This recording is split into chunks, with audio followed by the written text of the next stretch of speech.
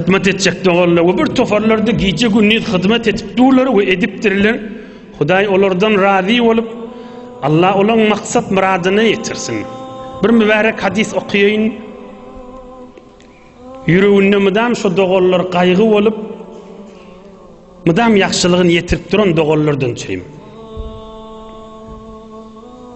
Kâle sallallahu aleyhi ve sellem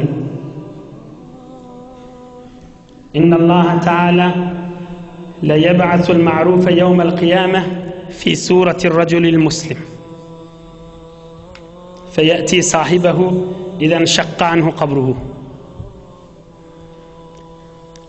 Bir Müslüman adamın eden yaxşılığı, eden hubisi, eden ihsanatı kıyamet gün adam kabrdan yarılıp turanna şu yankı eden yaxşılığı bir qowa adam, Müslüman adam, nurani adam formasında olup o da yanına duracak.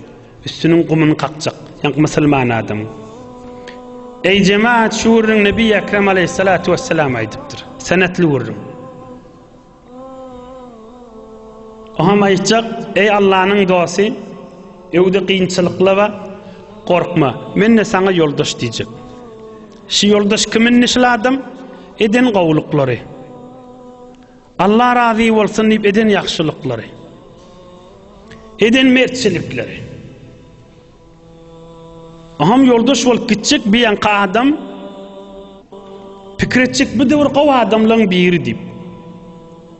Oham yollayacak ştadan haberdarrak bolup geçmeli. Ştada bireme hesabını çekmeli. Ştada bireme hazır dur. Ol rahnama qavzatları aydıp gidecektir. Te Sırat köprüden geçençe yanına bar diye. Ve cennette qav jayları jaylap oham yanka adam izine vurulacak diye. Oham ol adam, Müslüman adam, yaxşılık eden adam dirre ona yaxşık diye. Hatta direk bar yan dur deyip diye. Kim bolyan sen deyip? Hiç kim meni innanak, her kim öz işi bilinna. Sen meni göğe vermedin. Ama ta'rifuni أنا المعروف الذي عملته في الدنيا بعثني الله تعالى خلقا لأجازيك به يوم القيامة. Men tanımayan eden yaxşılığın da men nece. Berebilsen ber çörep, hergiz gitmez viderek. Men eden yaxşılığın da diyecek. Eden yaxşılığın kıyamatta ettin, Huday Teala dünyada ettin, Huday Teala kıyamatta sana yoldaş etti diyecek. Te cennet maksat muradına ettiyançan men yoldaş tuttum diyecek.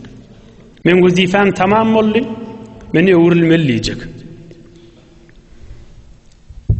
Hazreti Sa'di aleyhirrahmani diye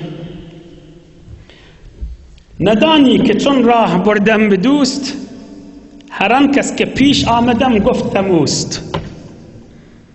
Bir vakt bir kervenne ya Mekke-i Mükerreme yani kurşuluk kan merkeba yerde bir ene oğulcığın yitiriptir de. Oğlum adamın arasında yortup verin her oğulcuk görse bir üstüne bökecek bolayamamalı. İne oğlum taptım deyip.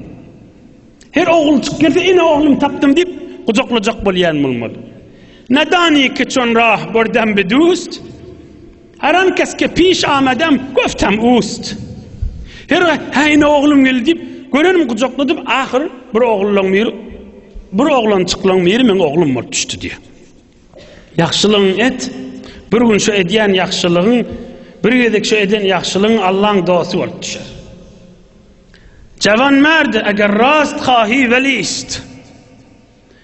Bilinçlik bolyan adam Allah'ın doğasıdır. Cavan merd eğer rast xahi velist. Kerem pişeye şah merdan alist. Hazreti Sa'di aleyhirrahmani diye. Gayret etmeli bunne, gayret ediyen adam olu evliyadır ol adam. Ama ol adur udur edip, madur mudur edip, yöne galmagal edip de iş bitirmeyen ol boştur. O hiç kare olur. Yöne olu kontebilla yöne. Sesi vardı içi boşta. O peydası yok onun. Çekipläp duran bolsun, eşitip duranları olsun, her yerlerde olsunlar. Yani akse düşmek bilen, filme düşmek bilen o bolmayan. İş eve düşmeli ve her kimde Allah için bir iş bitirmeli. Her yerlerde olsun. Ve her zamanda ve her mekanda olsun. Ve her muğiyetlerde olsun. Allah'ın razıçılığı bilen iş bitirmek, imanı mekam adamın işidir. İnsaniyetten keramet bağ adamın işidir. Bir adama yaxşılık edenine, ol erk adam olsa, utançlı ol yaşın eteğinden çıkacak bulup. فَمَنْ يَعْمَلْ مِثْقَالَ ذَرَّةٍ خَيْرًا يَرَهُ Allah Zülcelal'ay diye. Zerrece yaxşılık etsen boş gitmez diye. Eyyamid Hudayay diye. Zerrece yaxşılık etsen boş gitmez diye.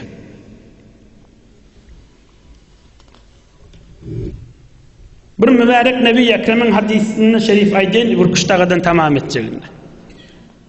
Bir neçe doğullar Kumüştefe'de bir kıyınçılık bilen can merttirler. Nebi Ekrem aleyhissalatu vesselam'ın aydan söz var mı bu arada? Okuyup verin. قال النبي المصطفى صلى الله عليه وسلم القتيل في سبيل الله تعالى شهيد والغريق شهيد رواه ابن ماجه وغيره. Allah yolunda çalışıp can veren adam şehittir. Suya gark olan adam şehittir diye. Nebi Ekrem'in aydan sözü. Çağası dünyaya gelip durmanı can veren ene şehittir diye. Müslüman olup bir kaplan, bir şiir, bir arslan dargadıp yiyen adamsı şehittir diye. Nebi Ekrem aleyhissalatu vesselam'ın derman sözü. Müslüman olup üstüne tam kaçıp, divar kaçıp ölse şehittir diye. Nebi Ekrem aleyhissalatu vesselam'ın sözü. Vel gariqu şehitun. Suya gark bolan da şehittir diye. Allah Zülcelal o doğullonda ruhun şad edip şehitlik derecede ulu olup Huday qalallarına kuvvet versin. Allah Zülcelal qalallarının yüreklerini giyin etsin. Allah sabır verip, sekinet verip, kıyametlerine ulu derece